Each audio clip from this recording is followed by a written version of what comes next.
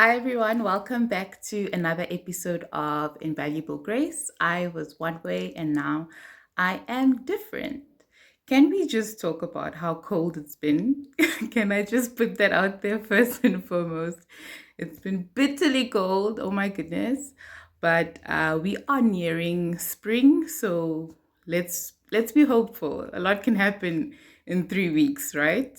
A heat wave could just come upon us in the next 3 weeks. I want to welcome all of our new, old, current, aspiring subscribers. You know what to do. Please click like, share, follow, notification bell so you always in the know of when our new videos coming out and just keeping up with all of our content. We have started a new series on our Brokenness Meets Grace segment, and that is our identity series, and I'm quite excited about that. As we mentioned in the video, it's not often that we can get guests to come onto the show, to come into the podcast. So we don't want that to be a hindrance in the messages that we bring out. So as often as we can, it's not going to always be every Wednesday because a lot happens. But as often as we can, we will have video content that goes out, and I mean, with this identity series, it's going to go on for quite a bit because there's a lot we want to cover where that's concerned. So yeah, just make sure that you keep up to date and you just are in the know on our YouTube channel, Invaluable Grace, so you can keep up with all of the new videos that come out. It's been quite a trying week. I'm not gonna lie, a couple of weeks really, season, month, all of it. We have been juggling a lot, more than usual. I think we juggle on a daily quite a bit, but it's just been a lot more hectic, when you feel like it's just the pressure, and I mean, I'll speak for myself personally. It's come to a point where it's literally come to a head where I even ask myself, should I be doing this? I want to take a break. I want to, switch off. I want to not be as consistent as I have been. It's not going to fall apart if I don't do this, So I've been coming to a point which I haven't, honestly, in the last 3 years that I have been walking with God. It's never been this questionable for me in terms of purpose, in terms of, where God has called me to, what I need to do, what is expected of me. As hectic as it's been in the past, I've always had a certainty, that things need to get done and things will get done. And, come hell or high water, it's going to happen. But, recently it's just been very, very difficult to remain consistent, to see it through, to live up to that initial commitment, and this video, Rod, is now a pep me up, and a pep talk to somebody who is feeling heavy laden, is feeling burdened, is feeling like there's too much on your plate, there's too much expected of you, there's too much that you need to do, and you are overwhelmed, you know. Um, and I just want to speak into that based on what I've been watching, because for me anyway, when I feel like I'm unraveling, um, I don't often get it right, but I try to run to my maker, to my father, to my Jesus, to my God, and need and ask and beg for perspective, because it's difficult to see logic, when you are unraveling like that. So I try to get perspective from, of course, my loved ones who are so, so supportive, because they too are going through their own unraveling. But most importantly, to God, and just help pray that He's able to center and answer the questions that we have, So I just want to speak into that quickly, based on, like I said, sermons, based on scripture, even based on quotes, like I get it from a lot of different sources, but ultimately I've mentioned this before, it all comes from one place, divine wisdom that seeks to motivate and inspire and encourage, and speak love and peace over people, all comes from God. None of us are the authors of that kind of wisdom. We are not capable of having that kind of wisdom and knowledge. So even though people may recycle it and may tweak it here and there, the source is one. The source is God. That understanding and that knowledge, I just want to highlight my life personally, right? So, for those of you who may have been following my page or who know, but mostly for those of you who may not know, my walk with Christ is very recent. 2021 was my transformation spiritually, physically, emotionally. I met God during COVID at home while I was unemployed and depressed, really. And I surrendered my life to Him. And I'm quite literally a very, very different person to who I was before, right? And just a summary of that person, I was a very, of course, I had mental illnesses, that I didn't recognize at the time. But in hindsight now, I see that I had a very fractured mind, riddled with anxiety, panic attacks, severe low self-esteem, just every single negative depression, every single negative thing you can think of associated to your mind, as a result of a lot of things. I grew up in a broken home. And yeah, just life, as all of us, I'm sure, have scars from our lives and our circumstances and our situations. But I carried that for a very, very long time. And as a result, I, resorted to all sorts of things, alcoholism, addictions, bad company, just, yeah, a poster child for just, the black sheep of the family. And it was very difficult to find myself or live life really in that kind of space. But anyway, I was not a very productive person, to say the least. Anybody who has struggled, with mental illness to that degree, is struggling can relate. It's very difficult to do life when you have a fractured mind. In most cases, you don't want to do life. You just want to stay in bed, and mope around and just be depressed. And it was literally the most difficult part for me of living life like that was getting out of bed. I had to literally psych myself up every single morning to get out of bed because facing the world for me was hell, in the state that I was in. And I had to put up a facade, I had to fake it and make it and just make it work. So yeah, that person was very, very, very unproductive. That person checked out of life, didn't really care, didn't have hopes for the future. I was very, very bleak. I didn't really care if I amounted to anything. For me, it was just a coast, legit coast. So fast forward, 29 years of my life, and I meet Christ, and He finds me in literally on the verge of just giving up.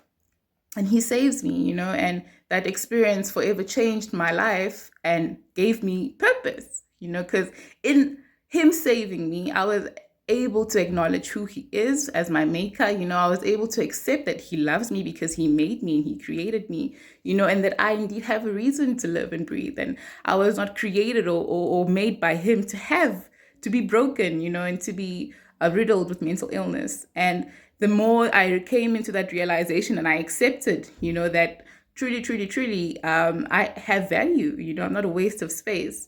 It just changed my perception of life, and it changed the way I looked at life and subsequently the way that I lived it. Okay, so it all started with a shift in mindset that came out, had me live out in response to that. And I've just been going nonstop, for the last 3 years. God has given me new skills, new abilities that I have never, ever in my life been able to do. I am fully fledged marketing guru, apparently, because that is also a skill that He gave me after I submitted my life to Him. And I do marketing now full time for the foundation that I work at and as a business. And I train people, I coach people, and yeah, so that's a thing.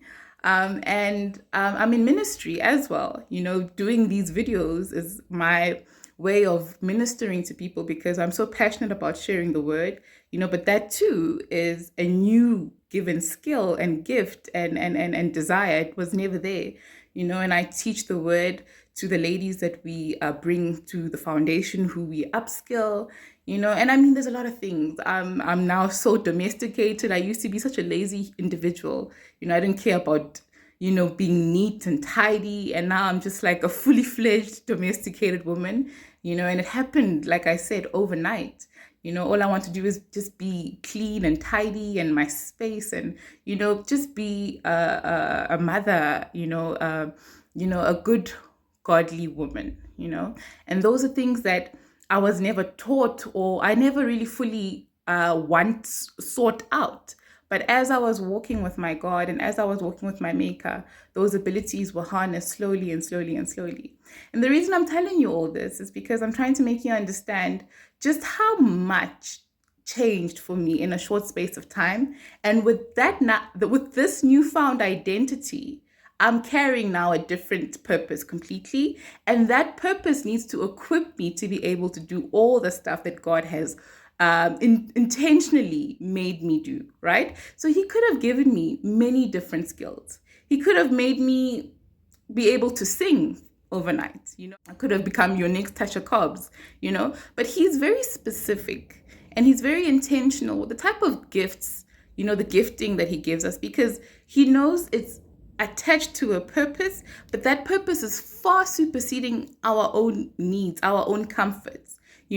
What we carry needs to impact lives, needs to help other people, needs to influence, it needs to form part of a community. It needs to serve ultimately, and whatever it is that he's giving you, ultimately is able to equip you with what you need. Okay. So you to understand that gifting comes from God, because all of us are gifted in a different way. But if that gifting is assigned to self-servitude, if it's assigned to self-seeking, if it's assigned for self, self-gain, self, and it has no influence at all over other people, God is not going to support that. God is not going to support you. And one thing I've come to understand when it comes to walking in the will of God is that when he gifts you with things, it's not just small stuff, right? He gives you a plethora of gifts and wisdom and knowledge and capabilities, but he makes them so big that you have no choice but to lean on him, because you can't carry it alone. You need him to hold you up. You need him to empower you to get things done, because without him, you are going to crash and burn, because you cannot call or equip yourself. It has to be given by your Maker, because he fully understands what you can or can't handle, and the fact that you need to be surrendered to his will to help you carry it, right? So for me now, I'm in a space where I'm floundering, where I'm thinking things are too much for me. Now I want to take stuff off. But I'm getting it completely wrong, because in that mindset already, I think I'm the one who's carrying all the stuff that God has entrusted me to do. Because when you think you are the one, it will fall apart. But when God is carrying you, he can give you the ability to withstand and hold on, and to keep doing and put more on your plate while you're still carrying whatever you already have. He is fully capable of making you do the impossible, because he is a God of the impossibles, right? And again, the purpose and the gifting is attached to far more than what we are comfortable with, than what we want. When there's something attached to God's purposes, it's always in relation to the multitudes. And if he has to force you to fit into whatever it is that he wants you to fit in, he will. Because the vision far supersedes our measly comforts and abilities. I was listening to a sermon by Miles Monroe this morning, and he said something that really just was like so profound. He's like, I think the problem with us in general is that we become attached too quickly. We become attached not just to material stuff, possessions, but even to our giftings, to our skills, to our lives. We become so attached that we think we are self governed, self made, self run. And you only have to literally die to understand just how much you have control over nothing. You own nothing. And I think that is the hardest part to accept, to relinquish. That once we fully understand that nothing belongs to us, not our houses, not our children, not our cars, not even the gifts that we didn't have, and all of a sudden we do. We forget that even as Christians, we think automatically when God calls us for something that we were the ones to bring about those talents. We think when God gifts us, it's automatically on our shoulders. The burden now becomes ours because we are so great and we are so talented. Nothing belongs to us. And it only needs to be taken away from us for us to fully understand that. And things are taken away from us on a daily. Possessions, the most obvious of things. Your phone can get stolen at any point. Your house can catch on fire. Things can stop working. Things can break. My sister's phone got stolen just the other day. And that's the reality. It doesn't belong to us. So what more our purpose and what more our gifting? And Miles said something so profound. He's like, instead of holding on to things, right, that first of all don't belong to you anyway, but secondly, they break and they disintegrate so easily, right? And he was referencing money in this instance. Instead of holding on to something that can get taken away from you, why not rely for the very purpose that God has given you with the very talents and gifts that he's given you? Why not rely on a storage that doesn't run out? And what this basically means is, okay, fine, you may not have the resources you need in this very moment. You may not have the car that you need. You may not have the money that you need. You may not have the funds that you need, to sustain yourself. But why not trust God to give you from his innumerable storage, right? Because God owns everything. So instead of relying and holding out hope on that, why not trust him to give you the resource that you need when it's necessary from an inexhaustible storage? You cannot empty the resource God has for you. You cannot. It's inexhaustible. But what we want is we want to receive everything all at once. We want to receive the gifting. We want to receive the talents. We want to receive the results of all of those things, all of those good things that he has given us, the successes of starting a business. And we don't want to work for it. We want to skip the character refinement where it's going to be difficult when you start a business. It's going to take maybe 2-3 years, but you need to remain consistent. You need to remain disciplined. We want to jump all of that stuff and we want to get to the rewards. And God is not focused on that. He wants us to trust him because we know fully that he has an unending supply. But if he's withholding something, it's for our own benefit and it's for our own good. But even still, when we don't have what we need in that moment, we still keep doing what we need to do. We still get the job done because he will never leave you ill-equipped for what you need to do. That is the biggest certainty we can walk this life, knowing it. Once we fully surrendered our lives to God, he will never give you something you cannot do, number one, and he will never give it to you ill-equipped. So if you don't have what you think you need, you don't need it. You really, really don't. Or you have enough to do what you need to do in that moment. And when you need more, there will be an extra supply to you. But this notion that we need to hoard and hold on to things, even our gifting, because we think we're so fearful that somebody's going to steal it, somebody's going to take it away from us.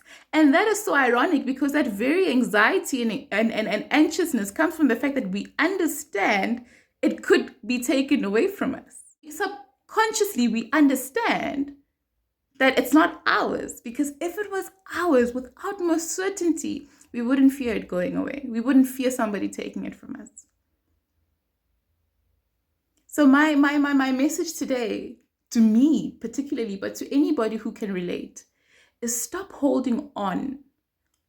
Stop holding on to things that God has given you.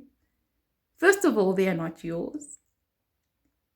It is not yours. It doesn't belong to you. If anything had to happen to any of us right now in this moment, we would take nothing with us.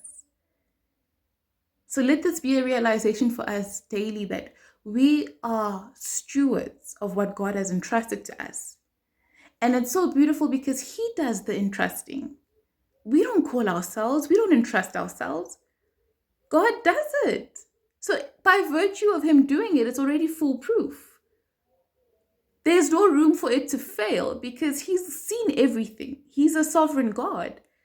He's gone into future and eternity's past. So He knows that if I am equipping Karabo with this, she can handle it. With or without the resource, she can handle it. So stop owning things that don't belong to you because nothing belongs to us. Especially the gifts and the talents. Because I think with those, it is so easy for us to lose sight of God, where we are worshiping the gift and not the giver.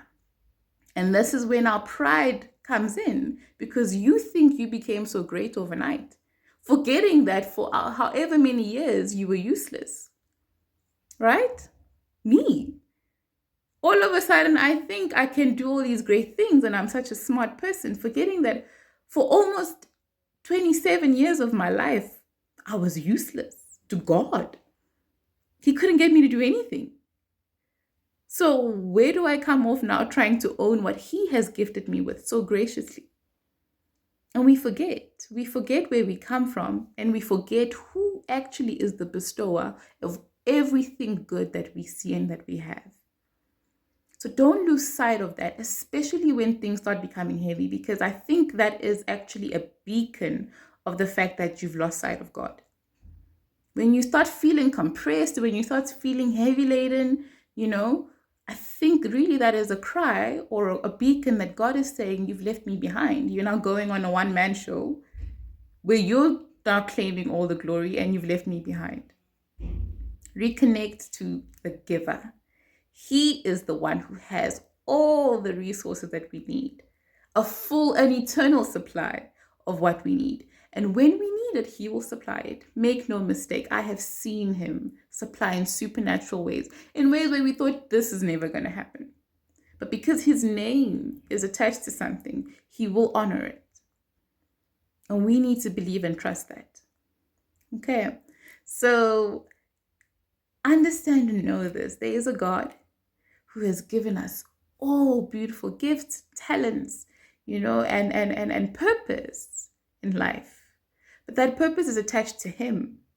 And you lose sight of that when you lose sight of Him. So always know that He is the link. Because the minute you move past Him, it becomes a lot heavier to carry. And you're not going to carry it for very long. Okay. So yeah, let this be an encouragement to you and to me too. That don't carry it alone. Or you don't have to carry it alone, really. He's there wanting to carry it with you. But don't think it's on you. And also, don't reject what God calls you to do. It doesn't matter how much you think you have on your plate. If He's giving you more, it means you can handle it. He's trusting you to handle it. And for me, that's a blessing. So grab it with both hands and be on some, okay, God, I don't know what I'm doing here. You said I must do it. So the floor is yours. Use me. Here I am. Okay. Be blessed, guys. Bye.